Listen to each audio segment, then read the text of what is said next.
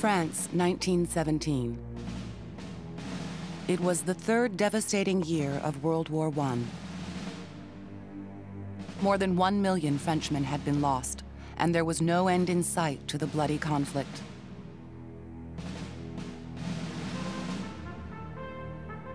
But on the morning of June 13th, as the fighting continued on the front lines, a ship pulled into the French port of Boulogne, bringing a long-awaited glimmer of hope. An American general named John J. Pershing. He's this barrel-chested guy, very upright, very stern. He's got the big mustache, and he sort of strides off the boat to be greeted by cheering crowds. Here's the savior come to release us from this catastrophe, this Armageddon that we're going through. But Pershing would make the French wait months while their soldiers continued to die before he'd allow his army to offer any relief. The American troops who had accompanied him to Europe were hardly more than civilians in uniform. What Pershing had to do in Europe, and what he did very well, was create an organization. It would take more than a year for Pershing to transform his small, inexperienced force into a vast, highly skilled army. This army would not only help win the war, but would also become a foundation for the modern American military that would define the 20th century.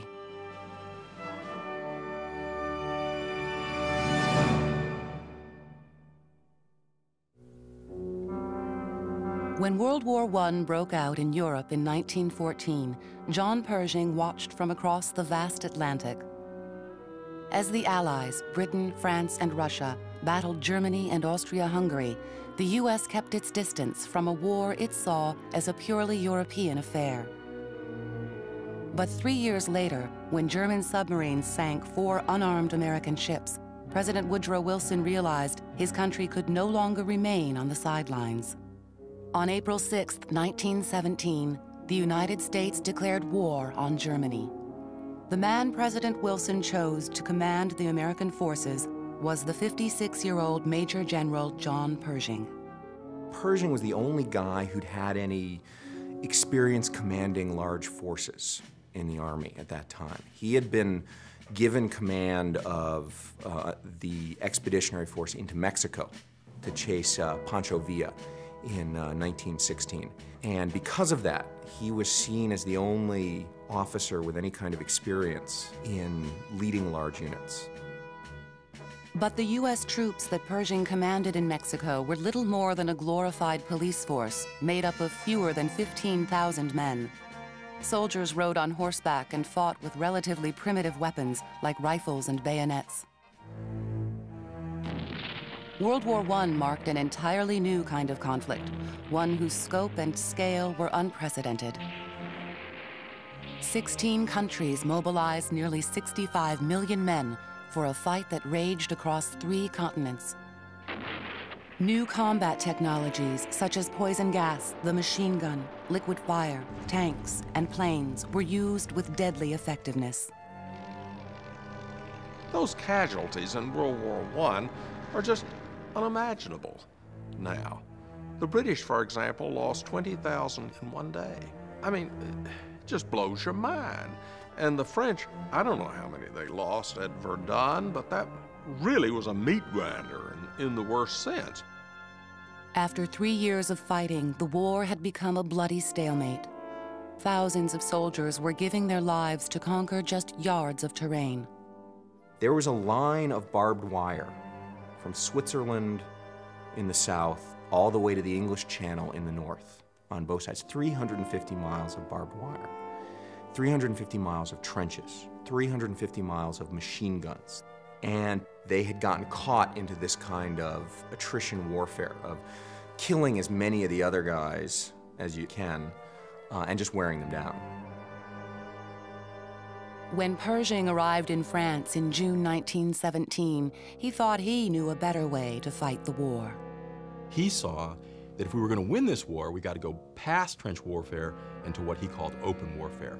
Warfare pushing the Germans out of the trenches and then fighting them in the open and defeating them in the open, as opposed to trying to just push them into the next trench line and the next trench line and the next trench line. He emphasized offensive tactics, that they would make a breakthrough. Well, the French and British both had wanted to make breakthroughs for 3 years, and they hadn't done it. They wanted, how in the world do you think you're going to do it? Over the summer of 1917, the Allies became increasingly concerned that Pershing was not prepared for the war in Europe. The newly instituted draft would swell U.S. ranks from 200,000 to 4 million men, bringing desperately needed troops to Europe. But it was fast becoming apparent that Pershing lacked the supplies and the logistical infrastructure to support them. As one British writer commented, America was a giant armed with a penknife. They don't have any guns, they don't have any artillery, they don't even have helmets. And so it's sort of this sense of, you're supposed to save us and you're not even ready to fight. The British and French thought the quickest way to get the Americans into the fight would be through a process called amalgamation. Under this plan, American troops would be incorporated into Allied armies that had been literally bled dry of manpower. The Brits and French thought, what we need is men. Men, send us all you've got. They already had their logistical infrastructures built. They already had those manned. You could simply feed Americans into them. And they're stunned when Pershing just says, no, we're going to fight as an American army. We're not throwing them away piecemeal. They're going to build and train together as an American army, and when they're ready to go, and not before that, we're going to fight as a single unit. On the surface, Pershing's opposition to amalgamation rested on practical concerns. There are a lot of American Irish. How would they feel wearing British uniforms? How many Americans spoke French? Very few. So if you put American Private Joe Schmidlap in a French uniform, put him in a French army, he won't know what's going on. But Pershing also wanted to keep the U.S. Army distinct and united to prove America's strength on the world stage. Pershing is not going to be bullied by the Europeans into letting the American force be carved up and doled out to be used as replacements. That was going to be unacceptable, because it would be very difficult to see the United States playing a distinct role. It would have been, well, the French did this, the British did this, but there wouldn't be mention of what the Americans had contributed other than as a part of somebody else's war effort. But the Allies and even some Americans worried that Pershing's determination to create an independent army might come at the cost of the war itself. In the face of mounting pressure to accept amalgamation, Pershing held his own. One of the reasons why he is so steadfast and so firm in 1917 and 18 in France is because he's very used to standing alone against the tide. He's very used to being the only person on one side of an argument. That's what his military career has been like, and this is just more of the same. Pershing's military career began at West Point, where he quickly distinguished himself as a leader. After graduation in 1886, the ever-ambitious Pershing sought out one career-advancing assignment after another. He proved himself a capable leader in the Indian Wars on the frontier, fought in the Spanish-American War, where he was said to be cool as a bowl of cracked ice under fire, and rose to the status of celebrity for his command of American forces in the Philippines. He was driven by his own character. I think he was hardworking. He was determined. Maybe determined is one of the best adjectives you can use for John Pershing. Pershing wanted to be somebody. In the Library of Congress, in his papers, there's a small little booklet you could stick in your jacket pocket. And I ran across that thing and I read it, and it sounded exactly like the little booklet that F. Scott Fitzgerald had Gatsby carrying, of how to be a success. He was interested in that, very interested. I think he was a very ambitious man. In 1905, Pershing married Helen Warren, daughter of an influential senator from Wyoming. For some, the marriage cast him as a scheming social climber. And this is a man who marries a senator's daughter, a senator who is the head of the Senate Armed Services Committee, or the equivalent, an acquaintance, if not a friend, of Teddy Roosevelt. And these things help him. Just 1 year after the Pershing wedding, President Theodore Roosevelt made an unprecedented move. He promoted the 46-year-old Pershing from captain to brigadier general, ignoring the seniority of hundreds of other officers. What he does by doing that is he isolates Pershing within the American Officer Corps. He's jumped him over 800 other officers, all of whom are a little resentful about being jumped over like that. Pershing ignored accusations of political favoritism. As his career advanced, he and Helen began their life together. Questions about Pershing's motivations in marrying Helen Warren were tragically silenced on August 27, 1915, when a fire erupted at the Presidio military base in San Francisco. The flames engulfed the Pershing home, claiming the lives of Helen and 3 of their 4 children. Pershing, who was stationed in Texas at the time, was devastated. He is broken by the experience. For a time, his fellow officers think that he will go insane. It's a horrible way to prove that you really loved someone, but I think it really does show that there was a genuine love between him and Helen.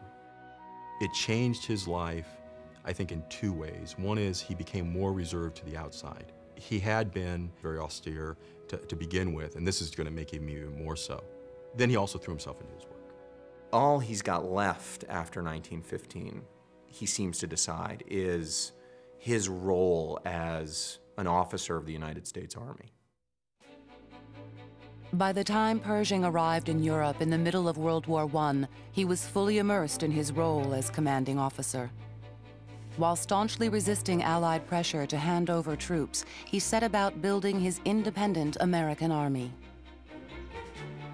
Pershing was expecting more than 2 million men to land in Europe over the coming year. Before these fresh recruits arrived, he had to create an organization that could support them. He restructured his staff of officers to more effectively deal with the overwhelming logistical challenges. When the American Army went into World War I, the way that they organized battles was essentially the commanding general did everything. And that was the way we'd run the Spanish-American War, and it had been an utter disaster in terms of logistics. Pershing gets over there, and he's determined to have a staff of officers whose sole job is to plan and organize not just the campaigns and the battles, but everything. Supplies, food, ammunition, everything. It was a gargantuan task, but fortunately, Pershing had assembled a group of highly capable young officers to help him get the job done. His team included future military leaders such as George Patton, Douglas MacArthur, and George Marshall. And I think this is one of the things that helps to create sort of the legend of John Pershing, is that he plays an important role in the development of some of America's other great commanders, and keeps these people close and relies heavily upon these people. At their headquarters in a chateau outside Paris, Pershing and his staff worked tirelessly. They set up training schools where soldiers learned about the new technologies being used to fight the war on the ground and in the air.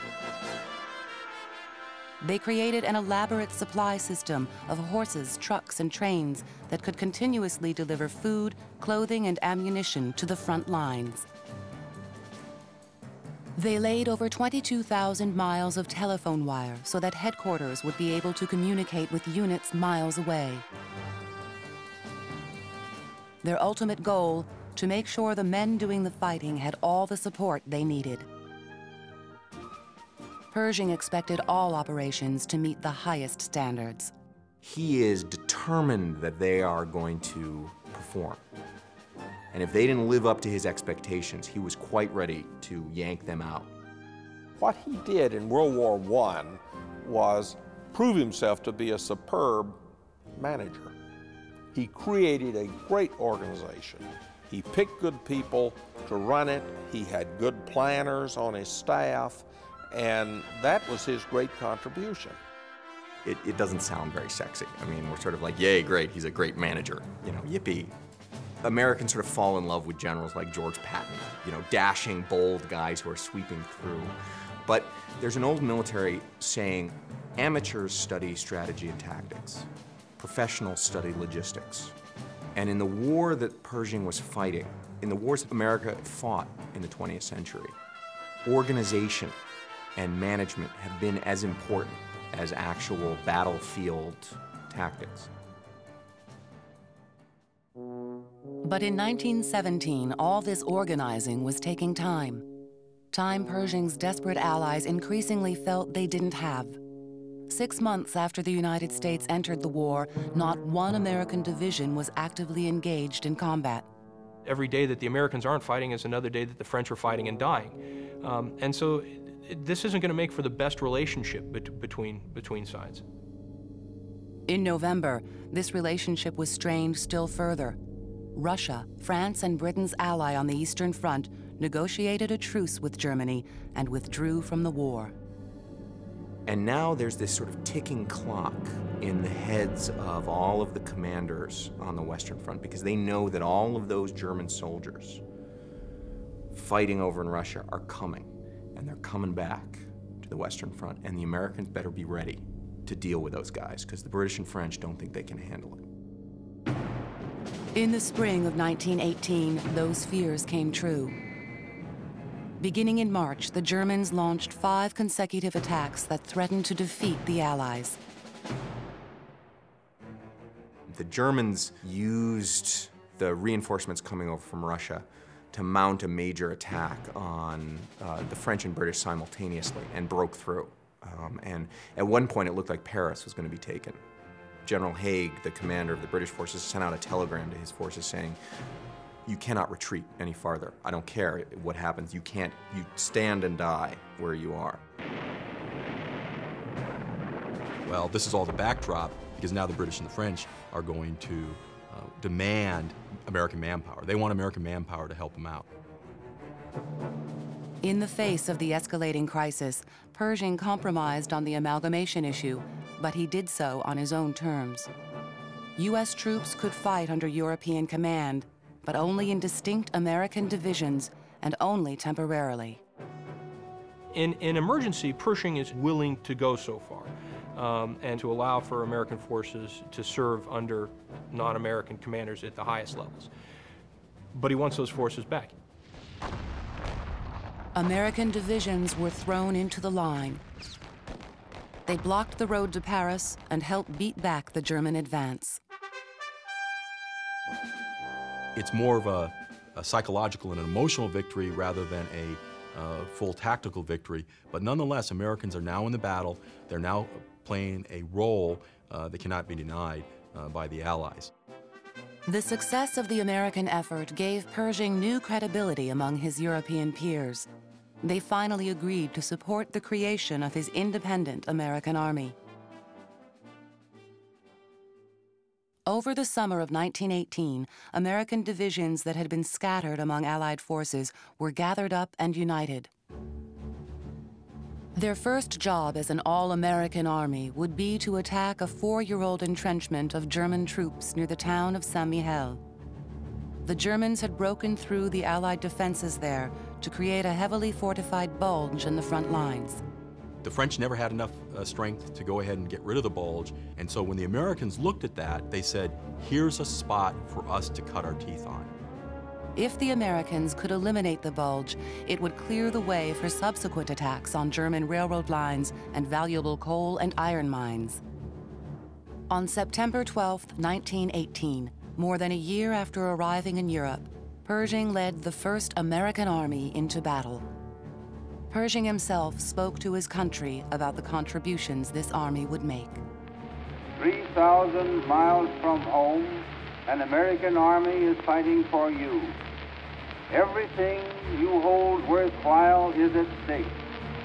Invoking the spirit of our forefathers, the Army asks your unflinching support to the end that the high ideals for which America stands may endure upon the earth. Pershing is determined that the Americans are going to do this and do this well. And he sends them over the top against the salient. And it is a rout for the Americans. They sweep the Germans away. They are over their first day's goal within a few hours of the attack and past it. They're past where they expected to be on the first day. And Pershing takes this as justification, not just for his one American army idea, but also for the American strategy and tactics. Open warfare, not trench warfare. We've shown the old world that they've been doing it wrong all along and that the Americans can do it better than they can. Pershing was elated by the success at Saint Mihiel. In just 2 days, his army captured 16,000 prisoners and regained 200 square miles of territory. But there was more to the story than Pershing realized. What turns out to have happened at Saint Mihiel is that the Germans were actually already retreating when the American attack went in. The Americans were attacking the backs of a retreating army. The true test of the American army would come only 2 weeks later, in October 1918, in an area known as the Meuse-Argonne. Here, Pershing's men would be asked to play a key role in a campaign designed to push the Germans out of France once and for all. This time, it would not be easy going for the Americans. At Meuse-Argonne, the Germans stand and fight. And for the first time, the American soldiers experience what trench warfare is really like. They experience a fight where the Germans are fully organized. They have all their machine guns going. They have the barbed wire up. They have the artillery ranged in. And tens of thousands of Americans die over the course of the next couple of weeks. You start to see the breakdowns. You start to see the cracks in the system. You start to have problems at the planning level. Logistics. You're trying to move from the Saint Mihiel offensive to the Meuse-Argonne offensive. But as you're trying to sustain the new offensive, all of a sudden, it becomes a nightmare. The new American army was finally confronting the horrendous conditions that had plagued the Allies.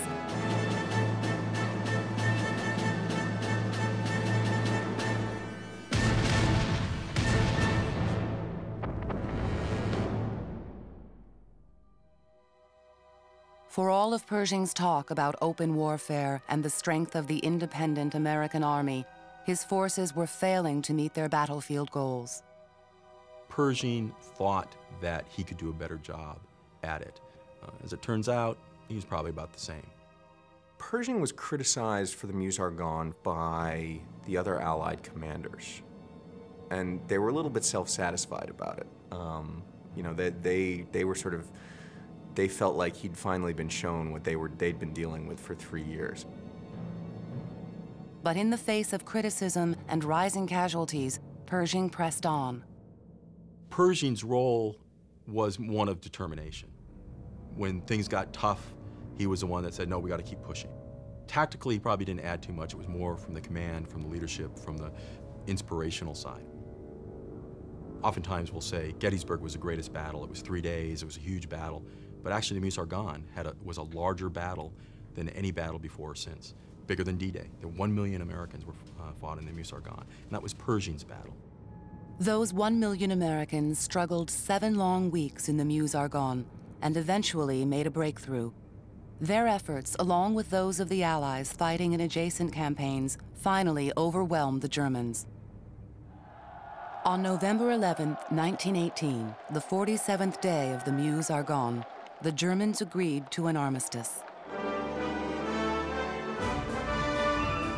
For his part in the victory, Pershing led a triumphant march through the streets of Paris and was received as a hero when he arrived home in America.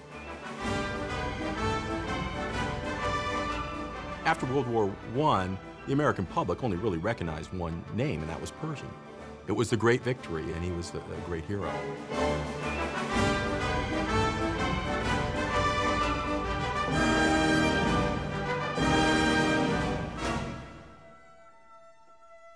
Though he was honored as a hero, Pershing's actual contribution to winning the war has been debated for decades. The role that Pershing and the Americans played in winning the war is substantial, but not decisive. We sort of have this vision of, we came over and won the war for them. You know, the Americans rode to the rescue.